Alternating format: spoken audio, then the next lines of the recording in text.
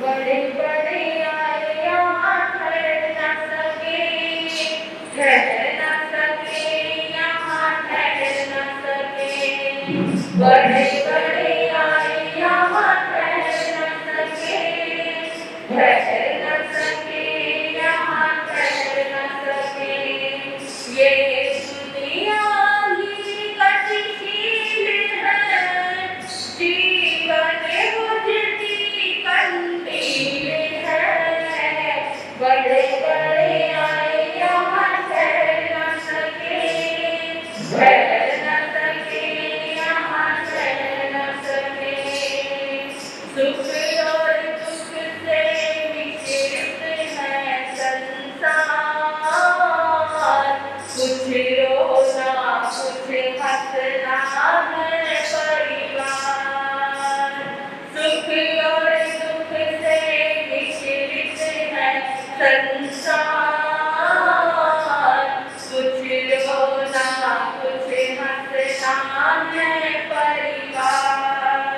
कहीं फूल है कहीं फूल है, कहीं फूल है कहीं फूल है, कहीं पर्वत और कहीं झील है।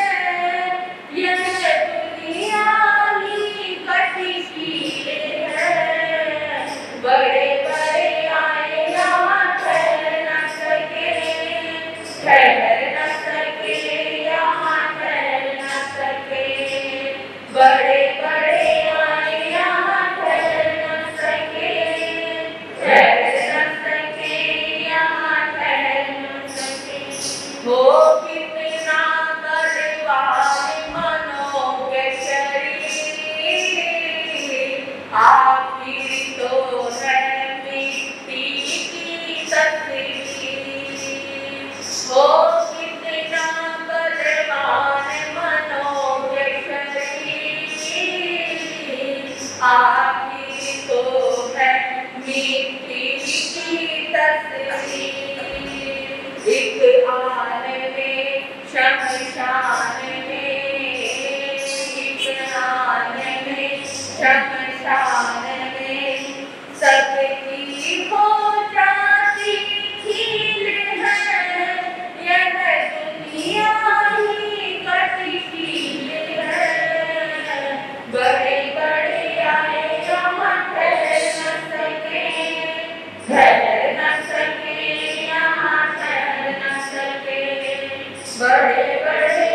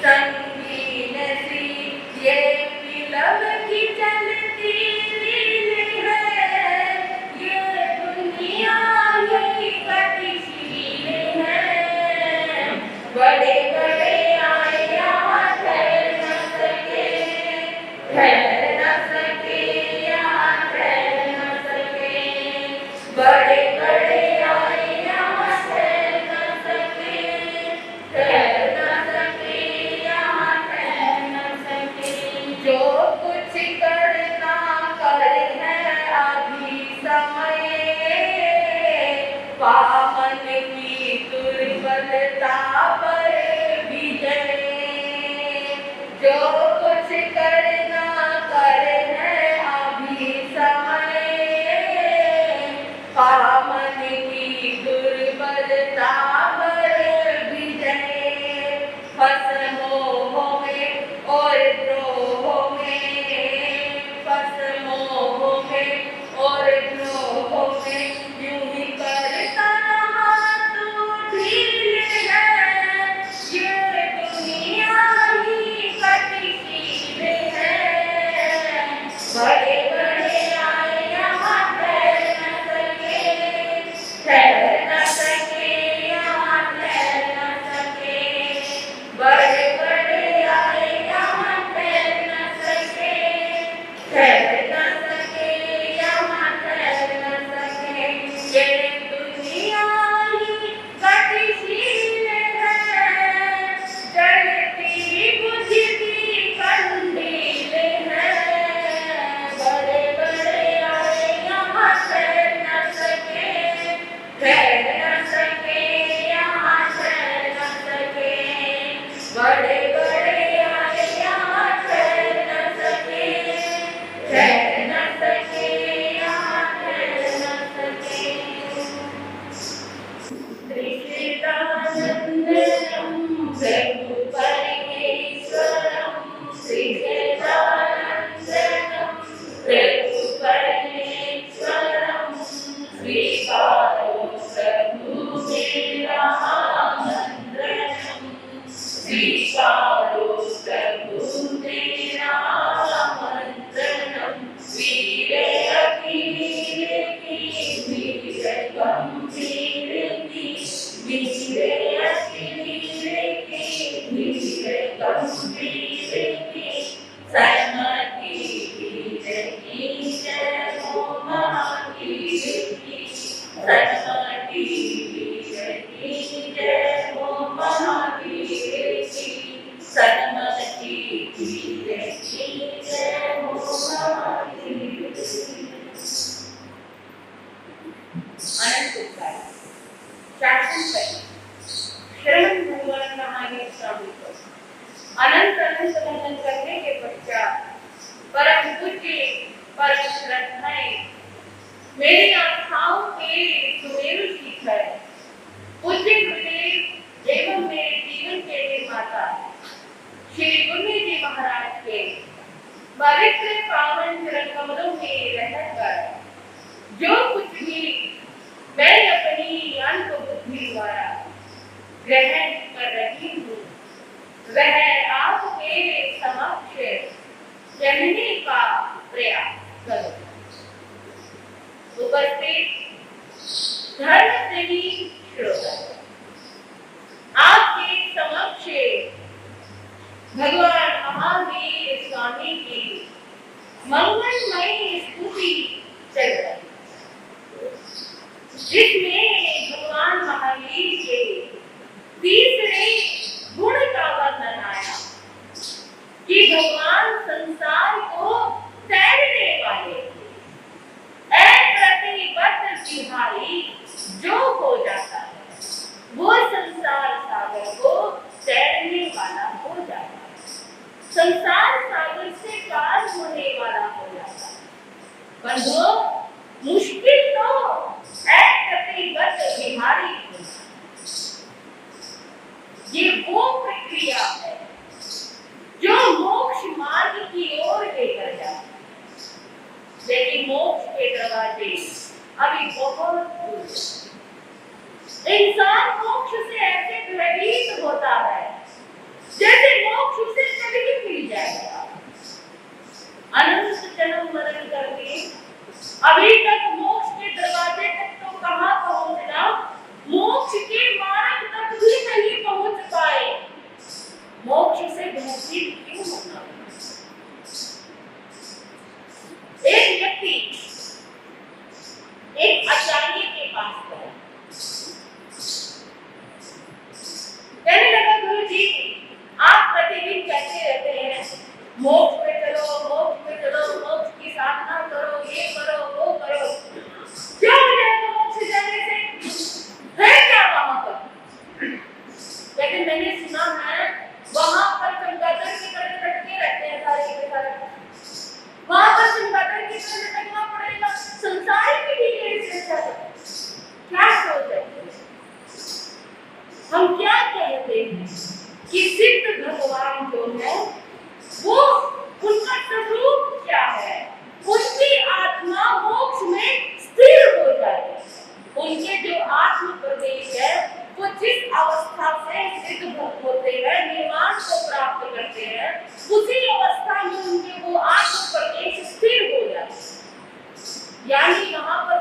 आधार नहीं।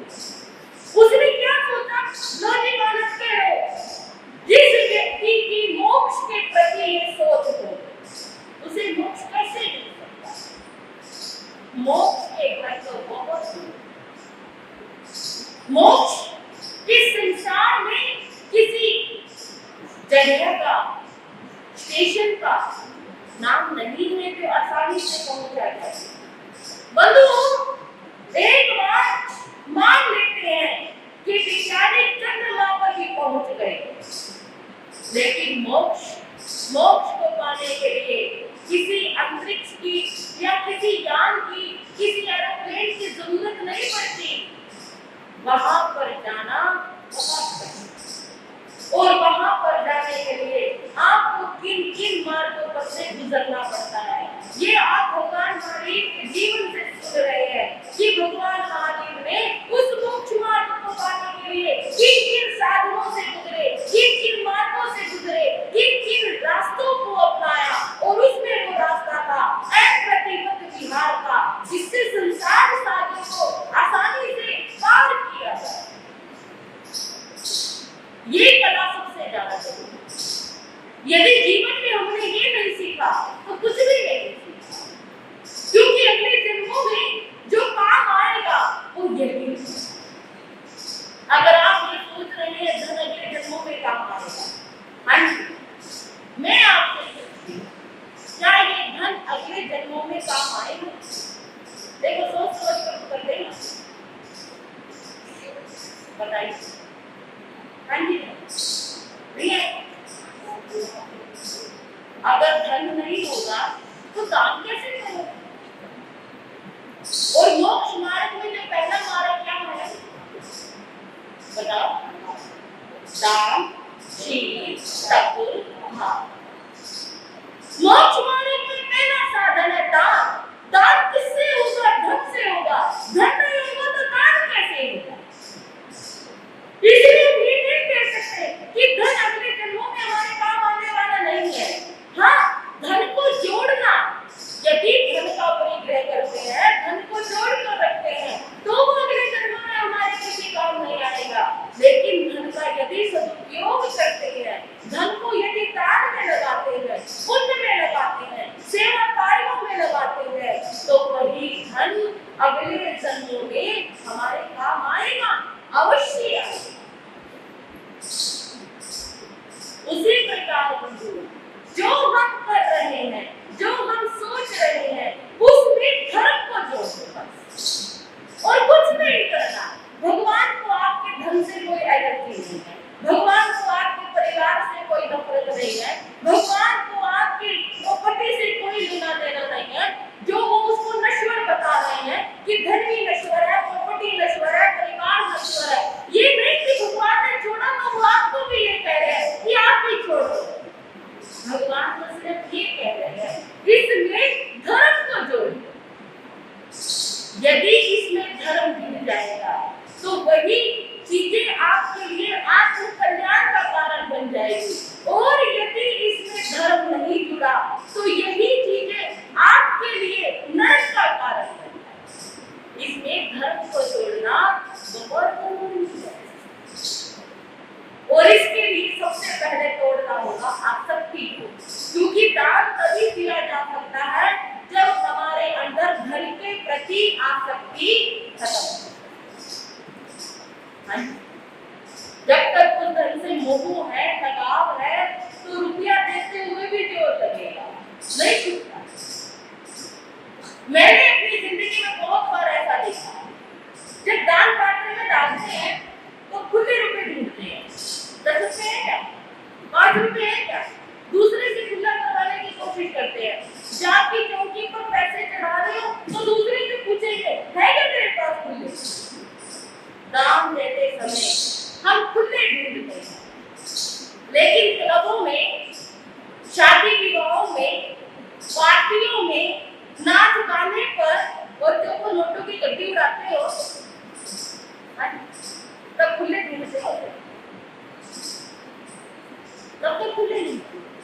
नाचते हुए क्लबों में, पार्टियों में, घोड़ी की आगे, ये वो कितने नोटों की गड्डियां उड़ा देते हैं, और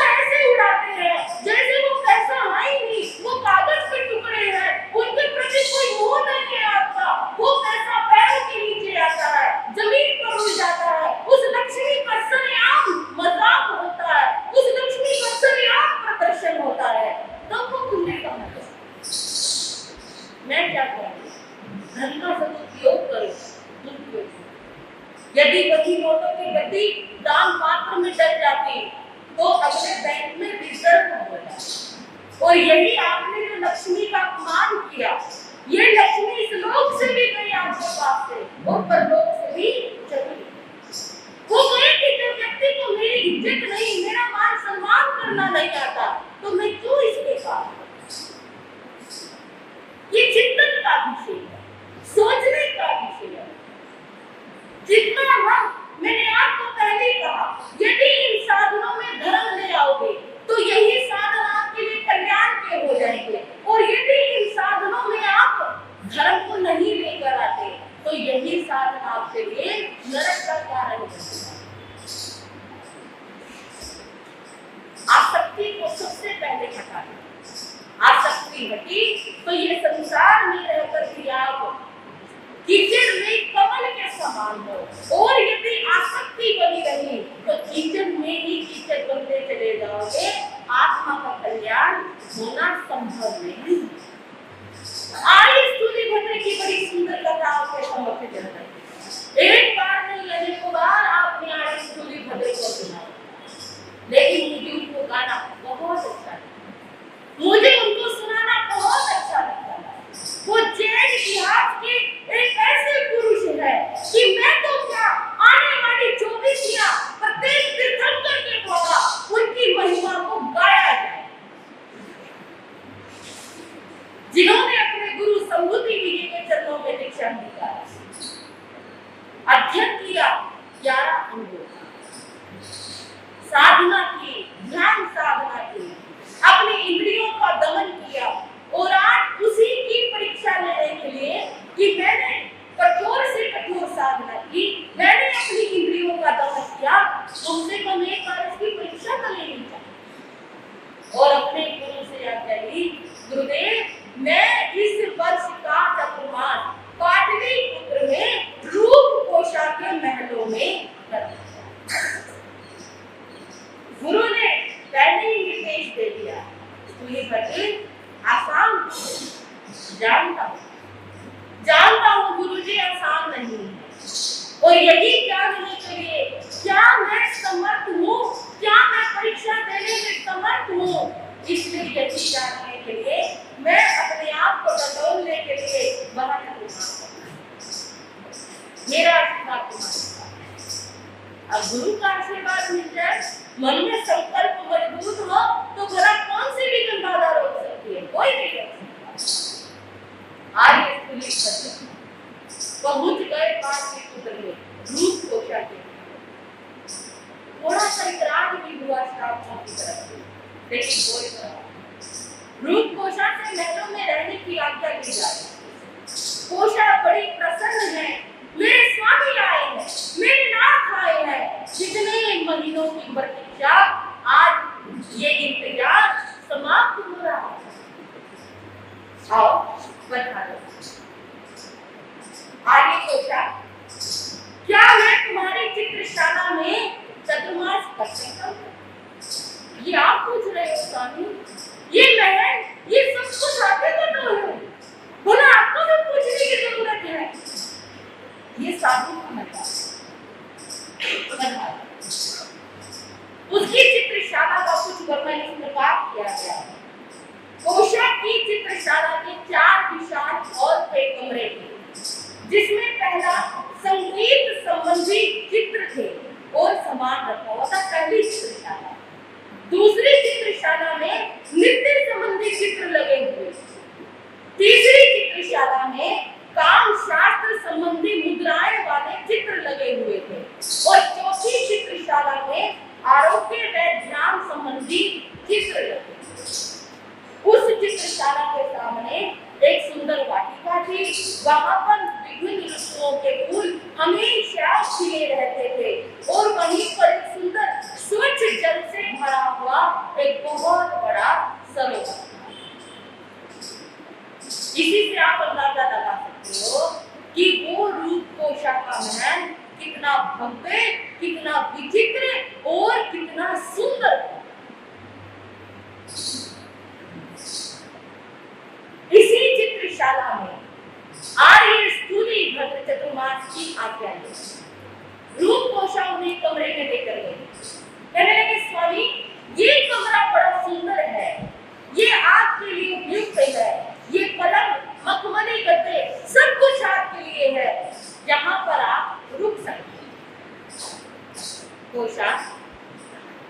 मुनि मर्यादा के अनुसार मुझे सिर्फ ये तुम्हारा लकड़ी का पट्टा चाहिए और मैं कुछ भी ग्रहण नहीं करूंगा। मुझे गृहस्थ की किसी भी वस्तुओं से कोई लेना देना नहीं। ठीक है, आप ये पट्टा ग्रहण कर सकते हैं। कोशा अगले दिन उनके पास आई, कहने लगी स्वामी, पहले आप मेरे हाथ का बना हुआ शतरस भोजन बड़े ही प्रसन्न मन से ग्रहण करते थे। आपको मेरे हाथ का बना हुआ भोजन बहुत पसंद। क्या ये सौभाग्य मुझे अभी भी मिलेगा? सूर्यभद्र मुस्कुराए और कहने लगे, कोशा, मुनि मर्यादा के अनुसार मैं सिर्फ एक ही समय भोजन करूंगा। जो भी मेरे नियम के अनुसार होगा, मेरी मर्यादा के अनुसार होगा, साधु जीवन के अनुसार भोजन तुम्हारी रसोई में उपलब्ध होगा। सिर्फ मैं वही ग्रहण करूंगा और कुछ सोचो, रहने को इतना बढ़िया महल मिल गया और भोजन तो पूछो ही मत। कोशा कैसा भोजन तैयार करेगी और वो भी सूर्यभद्र के लिए। जहाँ पर इतने अच्छे व्यंजन मिल रहे हो, भोजन मिल रहा हो, एक समय भले ही भोजन करना हो, क्या मुश्किल। लेकिन गुरु ने फिर भी कहा था, सूर्यभद्र, ये चतुर्मास करना आसान। एक शिष्य सिंह की गुफा में चतुर्मास करने के लिए जा रहा है, एक शिष्य सर्प की बांगे पर चतुर्मास करने के लिए जा रहा है, एक शिष्य कुएं की मुंडेर पर चतुर्मास करने के लिए जा रहा है। गुरु ने उनको आशीर्वाद दिया, जाओ, सफल हो गए। लेकिन एक शिष्य कोशा के महल में इतने सुंदर भवन में भोजन करते हुए चतुर्मास व्यतीत कर रहा है, फिर भी गुरु ने कहा ये आसान। अभी तक तो सब कुछ ठीक था, कोई मुश्किल वाली बात है। कोशा एक दो दिन सूर्यभद्र को देखती, सूर्यभद्र उनकी तरफ आंख भी उठाकर नहीं, वो घंटों घंटों उनके पास बैठी रहती है, लेकिन सूर्यभद्र अपने ध्यान में लगा। उसने अपनी दासी से कहा, दासी, ये क्या? आर्य सूर्यभद्र तो हर जगह मुनि मर्यादा करते रहते हैं। मेरे साधु जीवन की मर्यादा के अनुसार होगा तो ये कर लूंगा, वो कर लूंगा। फिर मैं इनको कैसे प्रसन्न करूं? मुझे अपने पुराने वाले सूर्यभद्र चाहिए, ये वाले सूर्यभद्र नहीं। मैं तो इनके चरणों को छू तक भी नहीं सकती। दासी कहने लगी, एक उपाय। क्या उपाय? कहने लगे, स्वामिनी, नृत्य संगीत की मादकता से तो बड़े बड़े विश्वामित्र जैसे ऋषि मुनि भी विचलित हैं। आप अपने सौंदर्य और कला का प्रदर्शन कीजिए। आप आर्य सूर्यभद्र को रिझाने के लिए अपनी सौंदर्य और नृत्य कला प्रस्तुत कीजिए। देखना आर्य सूर्यभद्र को क्या, उनके भी अच्छे अच्छे आपकी शरण में आ जाते। तुम सही कह, मैं ऐसा ही करूंगी। रात्रि का समय था और ऐसे उस समय में जब आर्य सूर्यभद्र ध्यान कर रहे थे, रूप कोशा ने 16 श्रृंगार किए और 16 श्रृंगारों से सुसज्जित होकर वो मुनि सूर्यभद्र के कक्ष में प्रवेश कर रही है। उसने नृत्य करना शुरू किया। ऐसा नृत्य, कामोत्तेजक नृत्य, रागोत्तेजक संगीत जब उसने करना शुरू किया, एक बार तो लग रहा था कि ये हवाएं भी काम विकार से उत्पन्न हो चुकी हैं, लेकिन आर्य सूर्यभद्र ध्यान, उन्होंने आंखें खोल कर भी नहीं। एक पहर बीत गया, 2 पहर बीत गया। कोशा ने कामोत्तेजक मुद्राएं बनाकर विभिन्न तरह से सूर्यभद्र को विचलित करने की कोशिश की, और खिले तो स्थूली भद्र ध्यान में सूर्योदय हो गया। आखिर में रूप कोशा थक गई, थक कर बैठ गई, चूर चूर हो गई, रोने लगी। कहने लगी ना ऐसी क्या गलती हो गई मुझसे, इतना पत्थर दिल करके बैठे हो, कम से कम एक बार आंखें खोल कर ही देख लो, मैं धन्य हो गया।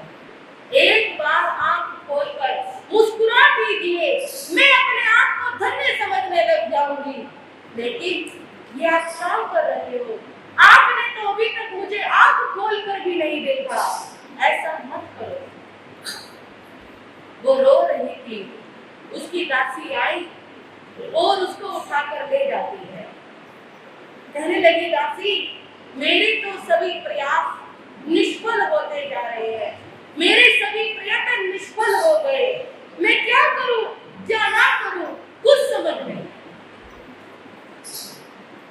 दासी कहने लगी अगर सीधी उंगली से घी ना निकले तो उंगली टेढ़ी कर ली।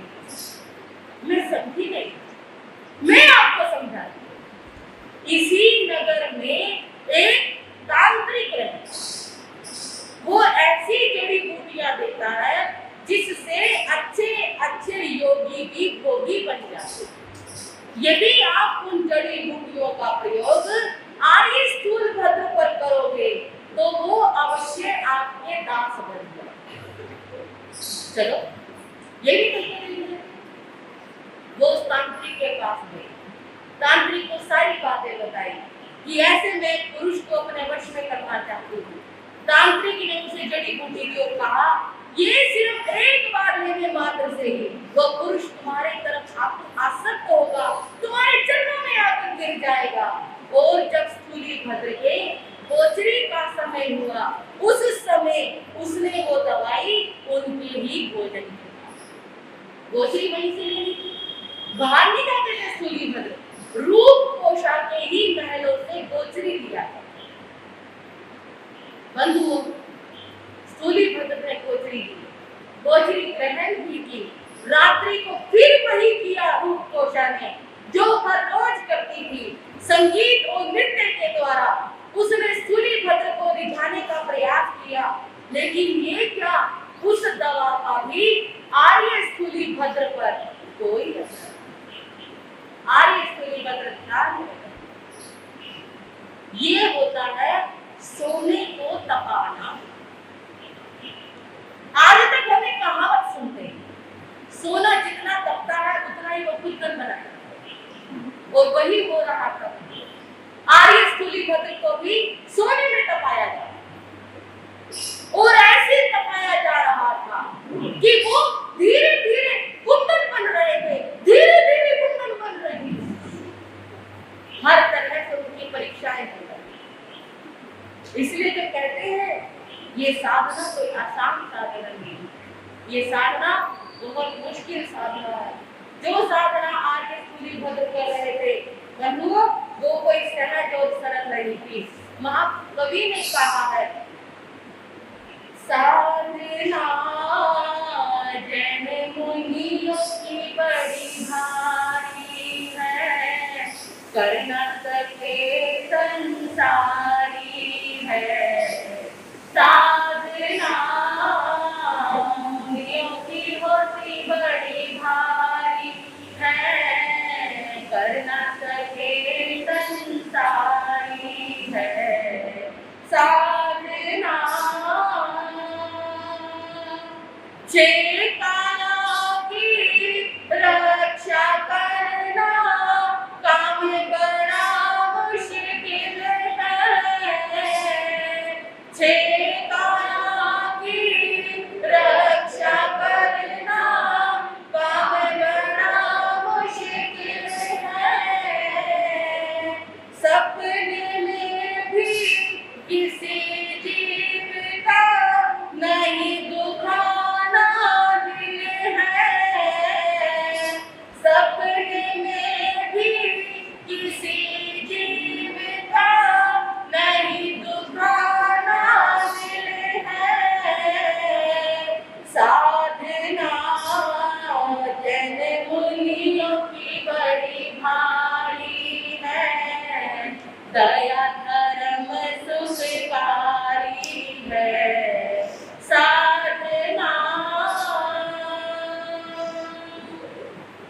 ब्रह्मचर्य का पालन करना व्रत सबसे दुष्कर है।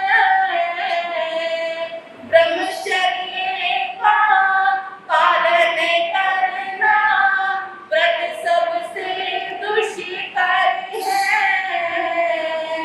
पार बुझा से कर लेना सागर ये दुस्तर है।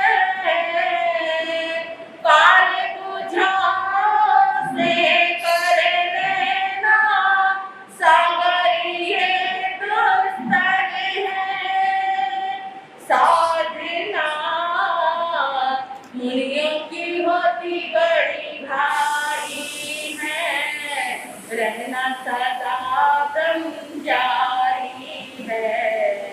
साधना मुनियों की होती बड़ी भारी है।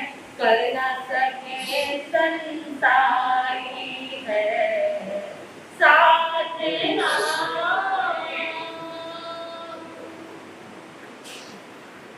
आसान स्थूली भट्ट जो कर रहे थे आसान। जैन इतिहास का ये वो पृष्ठ है जो सिर्फ स्थूली भट्ट ने किया। और छद्मस्त अवस्था में इतनी ज्ञान साधना, इतनी परीक्षा देना, अपने आप को इतना तपाना एक सामान्य मनुष्य के लिए फिर भी आसान हो सकता है, लेकिन एक भोगी मनुष्य के लिए बहुत। जिसने 12 वर्षों तक जिस चीज का भोग किया हो, दोबारा वो भोग उसके सामने आ रहे हो, फिर उस भोग का त्याग करना बहुत। शुगर की बीमारी हो जाती है, जानते हो मीठा नहीं खाते, लेकिन फिर भी कभी कभी रिस्क ले लेते। आज चलो थोड़ा सा खा लेते हैं, क्या हो जाएगा इतना खा लेंगे तो कुछ नहीं होता इतने में। चलो थोड़ा सा लड्डू खा लेते हैं, थोड़ा सा रसगुल्ला खा लेते हैं, थोड़ा सा ये कर लेते हैं, क्योंकि आपने शुरू में जो मीठा खाया है वो बार बार वो मिठास जब आपके मुंह में आती है तो आपका मन मचल जाता है, जानते हो नुकसानदायक है, फिर भी खाते हैं। बंधुओं उसी प्रकार जिसने पहले भोग भोगे हैं, ऐसा वो भोगी व्यक्ति जब उस भोग का त्याग कर रहा हो, सबसे बड़ी खुशी बात है दुनिया, सबसे ज्यादा कठिन काम, आसान नहीं है। जो स्थूली भट्ट ने किया, मैं बार बार कहूंगी, बिल्कुल भी आसान। दिन पर दिन व्यतीत हो गया, रूप कोशागी हर प्रयत्न में फेल होती जाती। ऐसी महान ब्रह्मचर्य की साधना से आगे कहा तो एक कामिल व्यक्ति सभी को अपने समक्ष झुका देता है। हमने ये पढ़ा भी है, सुना भी है कि इसके आगे बड़े बड़े ऋषि मुनि भी इस साधना में फेल हो जाते हैं, अपने घुटने टेक देते हैं, लेकिन कहा एक कामिल व्यक्ति आज एक अपने घुटने सूली भट्ट के चरणों में। गुरुजी जी महाराज एक बड़ी सुंदर कथा सुनाया करते हैं। जैन एक आश्रम में गुरु अपने शिष्यों को पाठ पढ़ाते हैं और उस पाठ में एक शब्द लिखा हुआ था, ब्रह्मचर्य की साधना सबसे मुश्किल साधना। सभी शिष्यों ने कहा जैसा आपने कहा वैसा किया, लेकिन उन शिष्यों में एक शिष्य और भी था जिसका नाम था जैन। वो अड़ गया इस बात। गुरु जी मुझे नहीं लगता ये साधना मुश्किल है। क्या मुश्किल है इसमें? अपने मन को मारना, अपनी इच्छाओं का निरोध करना है। यदि व्यक्ति के अंदर अपनी आत्मा का कंट्रोल हो, मन पर कंट्रोल हो, तो उसके लिए कोई मुश्किल नहीं। गुरु ने कहा बस इतना आसान नहीं है मन पर कंट्रोल करना। जब सामने वैसी परिस्थितियां बनती हैं तो अच्छे अच्छे ऋषि मुनि भी फेल हो जाते हैं। और ये गाथा उन्होंने ही बनाई है कि ब्रह्मचर्य की साधना सबसे मुश्किल साधना। मैं नहीं मानता हूं इस दोहे को यहाँ से बदल देना था। अच्छा, तो तुम्हारी राय से यहाँ पर क्या होना चाहिए? उनको यहाँ पर ये लिखा होना चाहिए कि यदि करने वाला हो तो ब्रह्मचर्य की साधना बहुत आसान है। अच्छा, तो तुम ऋषि मुनियों की बात को बदल सकते हो। हाँ, क्यों नहीं बदल सकता? इसमें क्या जरूरी थोड़ी है जो उन्होंने कहा है वही ठीक हो। गुरु ने कहा ठीक है ना, मैं अभी बदल देता हूँ। गुरु ने श्लोक बदल, दिन बीत गया, रात्रि फिर आई, रात्रि में वर्षा होने लगी। ऐसे उस समय में सभी संत, सभी ऋषि अपनी अपनी झोपड़ियों में ध्यान कर रहे थे। जय मुनि की झोपड़ी भी एक तरफ थी, वो भी अपनी झोपड़ी में ध्यान कर रहे थे। रात्रि को, मध्य रात्रि में उन्हें किसी के रोने की आवाज सुनाई। उन्हें ऐसा प्रतीत हुआ बाहर कोई रो रहा। ये रोने की बात। उन्होंने अपना दरवाजा खोला झोपड़ी का, बाहर गए और क्या देखा? एक महिला बारिश में भीग रही है और वो रो रही है। उन्होंने कहा, बहन तुम कौन हो?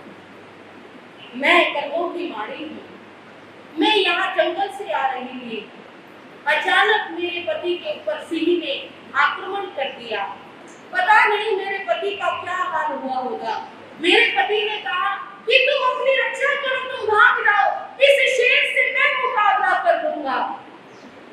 ऋषिवर, मैं नहीं जानती मेरे पति का क्या हुआ, बस मैं अपनी जान बचाकर वहां से भाग। इस रात्रि में कहाँ जाऊं, क्या करूं? हर तरफ खतरा है। नारी जाति हूँ, स्त्री हूँ, मेरे शील को भी खतरा है, मेरी जान को भी खतरा है। इसलिए मैं दुखी और परेशान हूँ। जयमुनि कहने लगे, परेशान होने की बात नहीं है, ये मेरी क्रिया है। तुम यहाँ पर आराम से बैठो, विश्राम करो।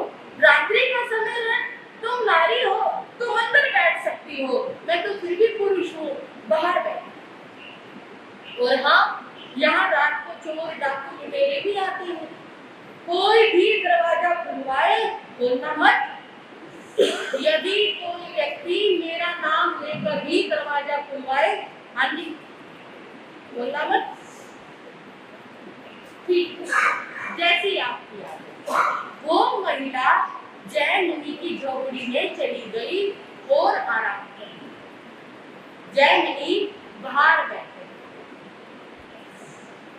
ध्यान करने लगे। ध्यान में मन नहीं, बार बार उस स्त्री का चेहरा उनकी आंखों के सामने नाच रहा। कितनी सुंदर थी वो,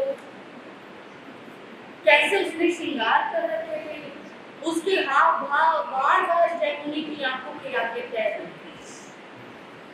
मन नहीं लग रहा है, ध्यान बार बार खंडित हो रहा है।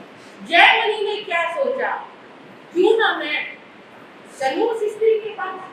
यहाँ कौन है हमें देखने वाला? कोई भी नहीं है, मैं हूँ या वो स्त्री है। और ऐसा सोचकर जय मुनि उठे, उन्होंने दरवाजा खटखटाया, अंदर से कोई आवाज नहीं आई, दरवाजा नहीं खुला। उन्होंने कहा, दरवाजा खोलो, मैं जय मुनि बोल रहा हूँ। लेकिन क्या कहा था, यदि कोई मेरा नाम लेकर भी दरवाजा खटखटाए तो भी दरवाजा बंद करो। तभी दरवाजा नहीं खुला, दरवाजा नहीं खुला। बहुत कोशिश की, आखिर में जय मुनि सोचने लगे, ये दरवाजा ऐसे नहीं खुलेगा। वो अपनी झोपड़ी के ऊपर चढ़े, ऊपर से उन्होंने थोड़ी सी छत को हटाया, क्योंकि पहले तिनकों की झोपड़ी होती थी, और ऊपर से थोड़ी सी लकड़ियों को हटाया, छत को, छप्पर को हटाया और ऊपर से नीचे सामने महिला बैठी हुई, इतना बड़ा उसके आगे घूंघट था, और वहां उसके सामने बैठकर कहने लगे, तुम्हें मुझसे कैसी शर्म है? मुझसे कोई डरने की जरूरत नहीं है, मुझसे कोई शर्म करने की जरूरत नहीं है। और जैसे ही उन्होंने उसका पल्लू ऊपर किया, ऊपर करते ही हैरान रह गए, पैरों के नीचे की जमीन खिसक गई। सामने उनके गुरु बैठे हुए मुस्कुराए। गुरु को देखा, आंखें शर्म तुम्हारे नीचे गिर। मन किया धरती फट जाए और मैं धरती में समा जाऊं। गुरु क्या कहेंगे, भागना चाह रहे हैं, भाग भी नहीं पा रहे, शर्म से आंखें उठाकर देख भी नहीं पा रहे। गुरु अपने मूल रूप में आए कहने लगे, जैमिनी क्या हो गया, क्या हो गया जैमिनी, क्या कह रहे थे तुम कि ब्रह्मचर्य की साधना मुश्किल नहीं है, कि साधक का अपने मन पर, अपने इंद्रियों पर कंट्रोल होना चाहिए। यदि उसका अपने मन और इंद्रियों पर कंट्रोल है तो उसके लिए कुछ भी मुश्किल नहीं है। जैमिनी तुम तो पहली ही बार में फेल हो गए, यहाँ तुम्हारे को निमंत्रण नहीं दिया गया, तुम तब भी फेल हो गए।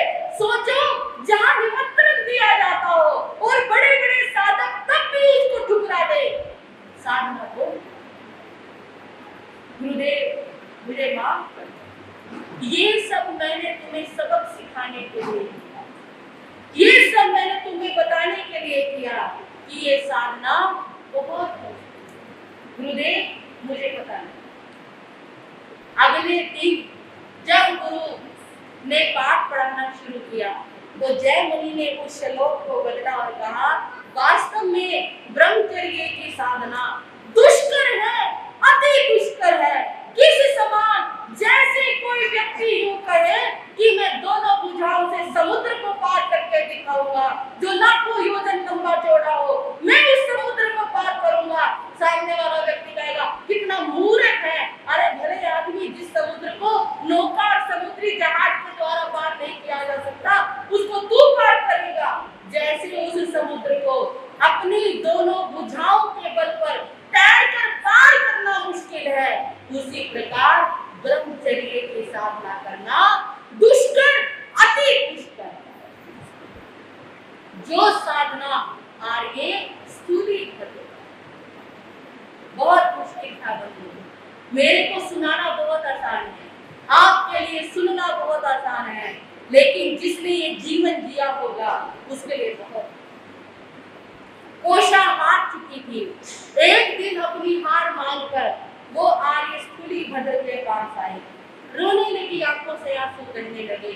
वो क्या कहती है और उसको स्थूली भद्र क्या कहते हैं, क्या वास्तव में स्थूली भद्र उसके आंसुओं को देखकर पिघल जाएंगे या उसे कौन सा मार्ग दिखाएंगे, सुनेंगे अगले समयों में। आज इतना ही कहकर मैं अपने विषय को विराम देती हूँ।